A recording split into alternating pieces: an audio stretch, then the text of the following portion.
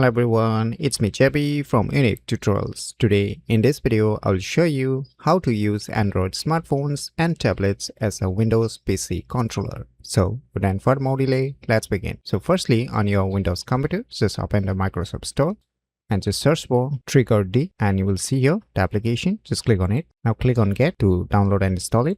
So finally the installation has been completed. Now you can just minimize it. Now on your Android smartphones, just open the Play Store and just search for Trigger D application. And the first is you'll see the application, just click on it. Now click on install to install this application. So once you have installed on both of your devices, now before proceeding, kindly note both of your Windows computer as well as your Android smartphone must be connected to the same Wi-Fi internet connections. So once you have connected, now just open the application on your Android smartphone, click on allow. Now you can read the instructions, so you can just click on the skip. Now on your Windows PC, just open the same Trigger D application, click on allow.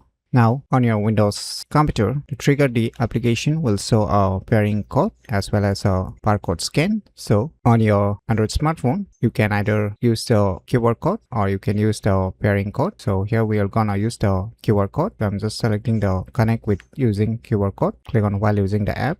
So you can see here it automatically gets connected. So you can just minimize the application on your Windows computer. Now on your Android smartphone, you can see the various options here by default. So if I click on this volume up option, so you can see here I can increase the Windows computer's sound volume level. As you can see, when increase and decrease, even I can mute the sound also by clicking on mute. And there is a play and pause music. So let me try to open a text manager from here itself.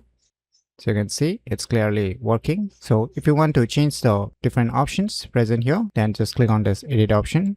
And now just click on this 6 dot icons. Now you will see here the various options that you can select here, whichever options you want to select. So if I click on this minimize window, and it will get replaced by the respective option. So once you're done, just click on done. So you can customize all the buttons here depending upon your needs. So by using this cool application, you can easily use Android smartphones and tablets as a Windows PC controller very easily. So if you never known about this cool application, then you should definitely give it a try. So if you find this video tutorial useful, please click on the thumbs like button, and if you're new to our channel, click on the subscribe button. And lastly, thanks for watching.